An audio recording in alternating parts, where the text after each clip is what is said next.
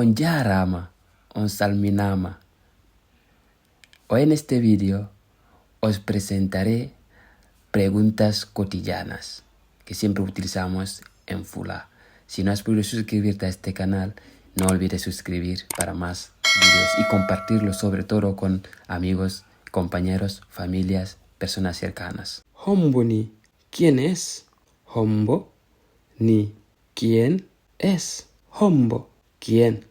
Hombo ¿quién? Hombo ¿quién? Hombo woni jangugol. ¿Quién está estudiando? Hombo woni jangugol. ¿Quién está estudiando? Anjombi, ¿estás casado o casada? Anjombi, ¿estás casado o casada? Honno inneteɗa? ¿Cómo te llamas? Honno inneteɗa? ¿Cómo te llamas? Honto jeyaɗa? ¿De dónde eres? Honto jeyaɗa? ¿De dónde eres? Honto hoɗuɗa? ¿Dónde vives? Honto hoɗuɗa? ¿Dónde vives? Honto wonɗa? ¿Dónde estás? Honto wonɗa? ¿Dónde estás? Honɗum waɗi? ¿Qué pasa? Honɗum waɗi? ¿Qué pasa? Ko jelu jogiɗa? ¿Cuántos tienes? Ko jelu jogiɗa? ¿Cuánto tienes? Ko duuɓi jelu jogiɗa? ¿Cuántos años tienes? Ko duuɓi jelu jogiɗa?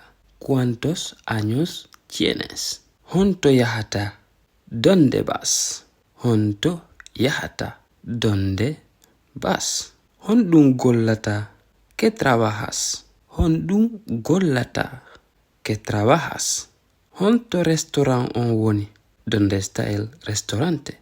Honto restaurant on woni? ¿Dónde está el restaurante? Tuma yahata? ¿Cuándo irás? Tuma yahata? ¿Cuándo irás? Hiɗa jogi kele? ¿Tienes novia o novio? Hiɗa jogi kele? ¿Tienes novia o novio? Afala lotade? ¿Quieres tomar el baño? Afala lotade? ¿Quieres tomar el baño? Hiɗa fala ñamugol? ¿Quieres comer? Hiɗa fala ñamugol? ¿Quieres comer? Honno mi yarataka makiti? ¿Cómo puedo ir al mercado? Honno mi yarataka makiti? ¿Cómo puedo ir al mercado? Homɓe lappi? ¿Quién ganaron? Homɓe lappi? ¿Quién ganaron? Ko jelu mi yoɓata? ¿Cuánto pago? Ko jelu mi yoɓata? ¿Cuánto pago?